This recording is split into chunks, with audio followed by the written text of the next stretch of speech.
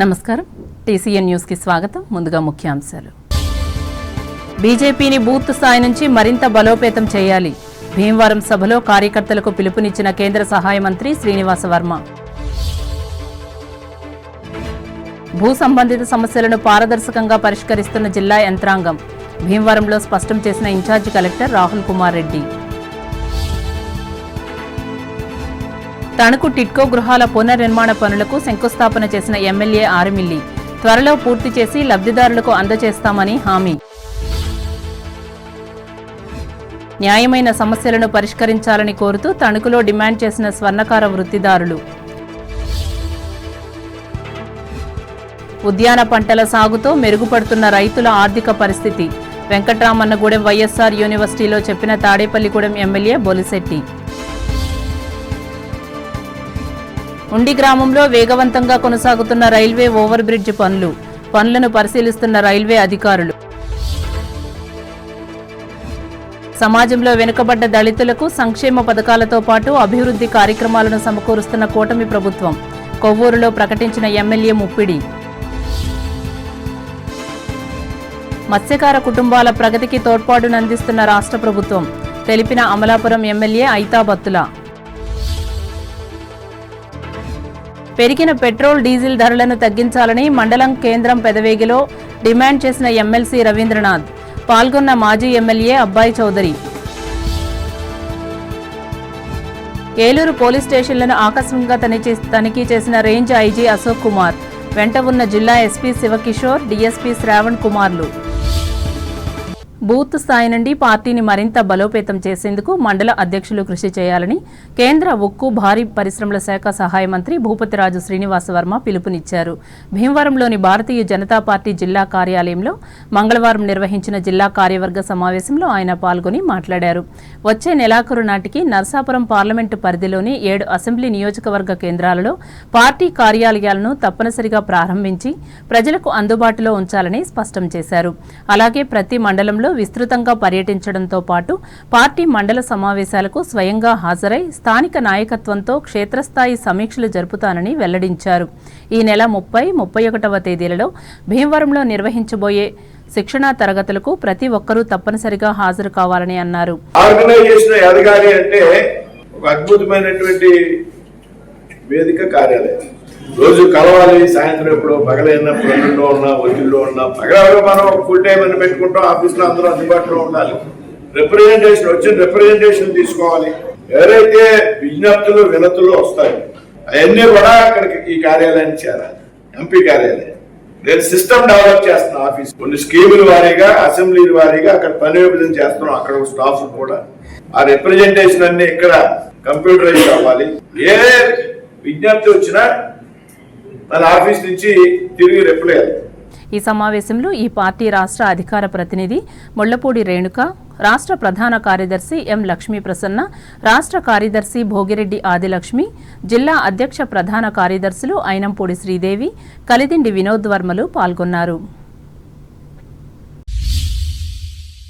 భూ సంబంధిత సమస్యలపై వేగవంతమైన పారదర్శకమైన పరిష్కారం అందించేందుకు జిల్లా యంత్రాంగం చేపట్టిన రెవెన్యూ క్లినిక్స్ కార్యక్రమానికి విశేష స్పందన వస్తున్నట్లు పశ్చిమ గోదావరి జిల్లా ఇన్ఛార్జి కలెక్టర్ రాహుల్ కుమార్ రెడ్డి తెలిపారు. ఈ మేరకు భీమవరంలో మంగళవారం ఏర్పాటు చేసిన విలేకరుల సమావేశంలో మాట్లాడారు. ఇప్పటి వరకు 18 విడతలుగా నిర్వహించిన క్లినిక్స్లో మొత్తం 399 దరఖాస్తులను పరిష్కరించినట్లు ఆయన చెప్పారు. ప్రతి సోమవారం జిల్లా కలెక్టరేట్లో నిర్వహించే ప్రజా ఫిర్యాదుల పరిష్కార వ్యవస్థకు అనుబంధంగా ఈ కార్యక్రమాన్ని సమాంతరంగా నిర్వహిస్తున్నామని తెలిపారు. భూ సంబంధిత సమస్యలను ఆలస్యం లేకుండా పరిష్కరించడం, ప్రజలకు రెవెన్యూ సేవలను సులభతరం చేయడం ఈ కార్యక్రమం ముఖ్య ఉద్దేశ్యమని రాహుల్ కుమార్ రెడ్డి చెప్పారు. జిల్లా వ్యాప్తంగా ఇప్పటి వరకు మొత్తం 684 దరఖాస్తులను స్వీకరించగా వీటిలో 261 దరఖాస్తులను పరిష్కరించినట్లు ఆయన వివరించారు. అయితే నిబంధనలకు విరుద్ధంగా ఉన్న 138 దరఖాస్తులను తిరస్కరించినట్లు ఇన్ఛార్జి కలెక్టర్ తెలిపారు. ఇంకా మిగిలి ఉన్న 285 దరఖాస్తులు వివిధ దశలలో పరిశీలనలో ఉన్నాయన్నారు. తణుకు శివారు అజ్జరం రోడ్డు సమీపంలోని బాలబాలాజీ టెక్స్టైల్స్ ఎదురుగా ఇంతకుముందు ముఖ్యమంత్రి బాధ్యతలు నిర్వహించిన నారా చంద్రబాబు నాయుడు ప్రభుత్వంలో నిర్మించిన టిట్కో ఇళ్ల సముదాయాన్ని ఎమ్మెల్యే ఆర్మిల్లి రాధాకృష్ణ సందర్శించి ప్రస్తుత పరిస్థితిని పరిశీలించారు. అనంతరం ఇళ్ల సముదాయపు పునర్నిర్మాణంలో భాగంగా నెలకొల్పనున్న వాటర్ ట్యాంకు పనులకు ఆయన శంకుస్థాపన చేశారు. ఈ సందర్భంగా ఎమ్మెల్యే మాట్లాడుతూ టిట్కో ఇళ్లను లబ్ధిదారులకు అందజేసేందుకు వీలుగా 86 లక్షల రూపాయలతో ప్రాథమిక అవసరాలను తీర్చేందుకు చర్యలు చేపట్టినట్లు తెలిపారు.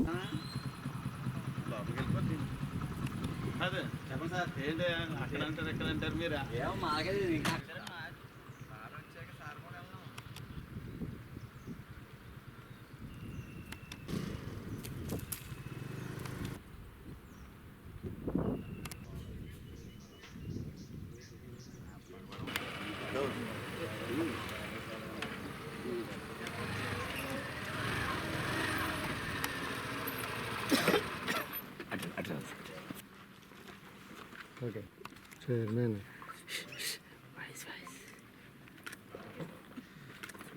సార్ కలవట్లేదు సార్ అది. ఓకే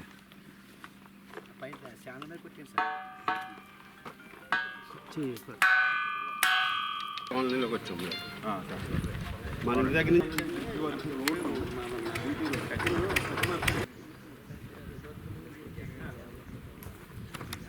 నా వెనకమాల ఉన్నటువంటి బిల్డింగులు చూస్తే 2019 నుంచి 24 వరకు తణుకు పట్టణంలో టిడ్కో ఇల్లుల పరిస్థితి ఈ విధంగా ఉంది. గౌరవ ముఖ్యమంత్రి చంద్రబాబు నాయుడు గారు 2014-19లో పేదవాళ్ళందరూ కూడా ఒక మంచి అపార్ట్మెంట్స్ నిర్మించి వారందరికీ కూడా ఇచ్చే విధంగా ఒక నూతన టెక్నాలజీని తీసుకొచ్చి షీర్వాల్ టెక్నాలజీ ద్వారా అపార్ట్మెంట్ల నిర్మాణానికి పూనుకుని మన తణుకు పట్టణంలో 912 మంది లబ్ధిదారులకి ఆ రోజు 73 కోట్ల రూపాయలు నిధులు కేటాయించి పనులు ప్రారంభించి దాదాపు 45 కోట్ల రూపాయల విలువైనటువంటి పనులను పూర్తి చేయడం జరిగింది 2019కి. ఈరోజు ఇక్కడ ఎవరైతే లబ్ధిదారులు ఉన్నారో వారందరూ కూడా దాదాపు ఈరోజు 7 సంవత్సరాలుగా ఇల్లు లేక ఇల్లు అద్దెలు చెల్లించుకుంటూ వారందరూ కూడా ఉన్నటువంటి పరిస్థితి. ఇది గతంలోనే ఒక సంవత్సరం 45 కోట్ల పనులు ఇక్కడ పూర్తయినాయి. ఇంకొక 23 కోట్ల పనులు చేస్తే మొత్తం అంతా కూడా పూర్తయ్యే పరిస్థితి ఉంటే ప్రజలను మభ్యపెట్టి పేద ప్రజలకి ఈరోజు తీవ్రమైనటువంటి అన్యాయం చేసినటువంటి పరిస్థితి. ఈరోజు దానికన్నా ఈరోజు 23 కోట్ల రూపాయలతో కంప్లీట్ అయ్యే పరిస్థితి ఉంటే ఈరోజు దానికి డబల్ అయ్యే పరిస్థితి ఏర్పడింది. ఈరోజు ముఖ్యమంత్రి చంద్రబాబు నాయుడు గారు ఎవరైతే టిడ్కో లబ్ధిదారులు ఉన్నారో వారందరికీ కూడా న్యాయం చేసే విధంగా ఈరోజు రాష్ట్రంలో వాటిని పునర్నిర్మించే విధంగా ఈరోజు పనులు ప్రారంభించుకోవడం జరిగింది. ఈ కార్యక్రమంలో municipal commissioner Triparna Ramkumar, DE Kovvuru Eswar Reddy, Telugudesam పట్టణ నాయకులు వంటెద్దు రాజా, 7వ వార్డు ముఖ్య కార్యకర్తలు కోట రామకృష్ణ, పెరుమళ్ల సుబ్బారావు, తమ్మినేడి మూర్తి, కె జయలక్ష్మి, జనసేన పట్టణ అధ్యక్షుడు కొమ్మిరెడ్డి శ్రీనివాస్, సచివాలయ సిబ్బంది పాల్గొన్నారు. గత ప్రభుత్వంలో YCP MLC Anantha Satya Udaya Bhaskararao car driver Veedhi Subrahmanyam హత్యకు గురై 4 ఏళ్లైన సందర్భంగా తణుకు కూటమి కార్యాలయంలో జరిగిన వర్ధంతి సభలో ఆయన చిత్రపటానికి ఎమ్మెల్యే ఆర్మిల్లి రాధాకృష్ణ, తెలుగుదేశం నాయకులు, కార్యకర్తలు మంగళవారం నివాళులర్పించారు. అనంతరం పార్టీ ఎస్సీ సెల్ జిల్లా అధ్యక్షులు చుక్కా సాయిబాబు మాట్లాడుతూ పేదవాడైన కారు డ్రైవర్ కుటుంబాన్ని ఇంతకుముందు ప్రభుత్వం ఆదుకోకపోయినప్పటికీ ప్రస్తుత చంద్రబాబు నాయుడు ప్రభుత్వం సహాయం చేసినట్లు చెప్పారు. ఈ కార్యక్రమంలో పార్టీ ప్రధాన కార్యదర్శి పితాని మోహన్, వ్యవసాయ మార్కెట్ కమిటీ అధ్యక్షులు కొండేటి శివ, ఎస్సీసెల్ నాయకులు చదలవాడ నానీలు పాల్గొన్నారు.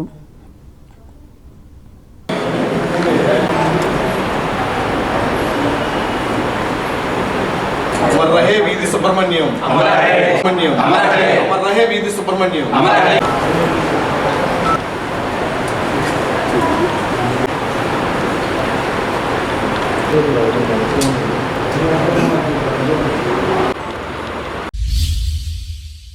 స్వర్ణకార వృత్తిదారులు ఎదుర్కొంటున్న సమస్యలను పరిష్కరించాలని కోరుతూ ఈ సంఘ సభ్యులు తణుకు ఎమ్మెల్యే ఆర్మిల్లి రాధాకృష్ణను కలిసి మంగళవారం వినతి పత్రం అందజేశారు. అనంతరం వేల్పూరు రోడ్లోని శుభం గ్రాండ్ పక్క సందులో ఉన్న సంఘ కార్యాలయం వద్ద సమావేశమయ్యారు. ఈ సందర్భంగా ఉమ్మడి పశ్చిమ గోదావరి జిల్లా స్వర్ణకార సంఘ అధ్యక్షులు పట్నాల శేషగిరిరావు మాట్లాడుతూ తరతరాల నుంచి ఈ వృత్తినే నమ్ముకొని జీవిస్తున్న స్వర్ణకారుల పరిస్థితి ప్రస్తుత సమాజంలో దయనీయమైందన్నారు. ఒకవైపు ఆధునిక సాంకేతిక మిషన్ల ద్వారా బంగారు వస్తువులు తయారవడంతో సంప్రదాయ పనివారులకు ఉద్యోగాలు లేక ఇబ్బందులు ఎదుర్కొంటున్నట్లు వివరించారు. మరొకవైపు భారత ప్రధాని నరేంద్ర మోడీ ఇచ్చిన పిలుపు మేరకు బంగారం కొనేవారు తగ్గుతున్నట్లు శేషగిరిరావు చెప్పారు. దీనివల్ల కూడా పనిలేని పరిస్థితి వచ్చే ప్రమాదం ఉందని ఆయన ఆందోళన వ్యక్తం చేశారు. ఈ నేపథ్యంలో తమను ఆదుకునేందుకు కేంద్ర రాష్ట్ర ప్రభుత్వాలు ప్రత్యేకంగా కృషి చేయాలని ఆయన కోరారు. స్వర్ణకారుల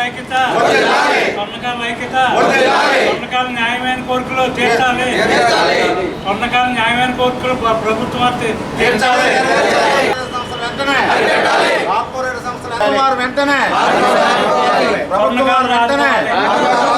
ప్రభుత్వం వెంటనే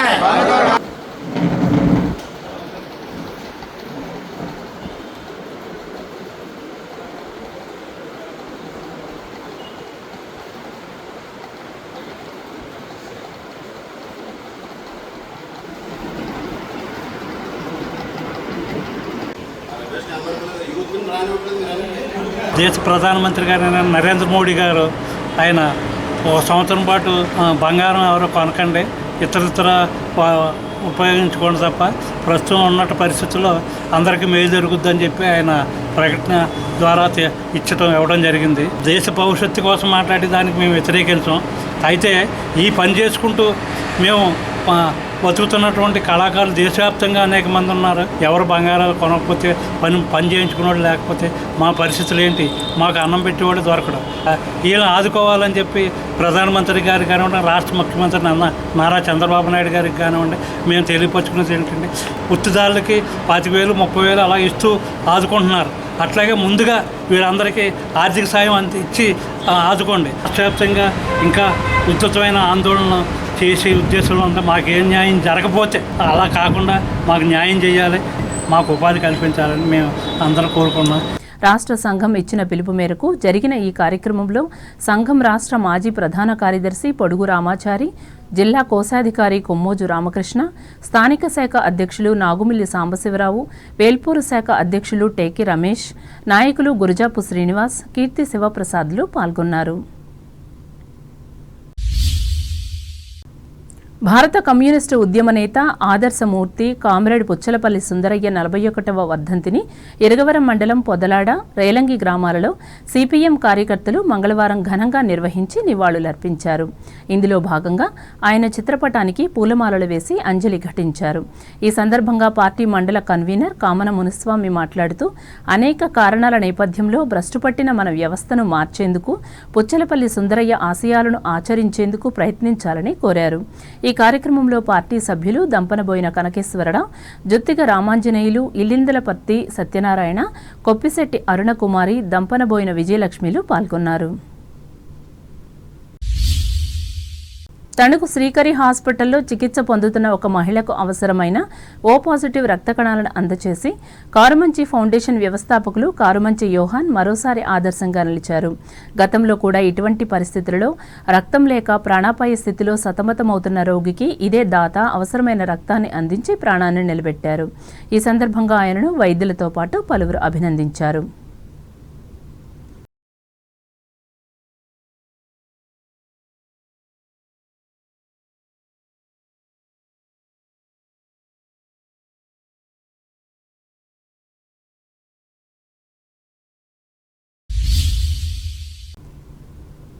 ఉద్యాన పంటల సాగుతో రైతు కుటుంబాల ఆర్థిక పరిస్థితి మరింత మెరుగుపడుతుందని తాడేపల్లిగూడెం ఎమ్మెల్యే బొలిశెట్టి శ్రీనివాస్ అన్నారు.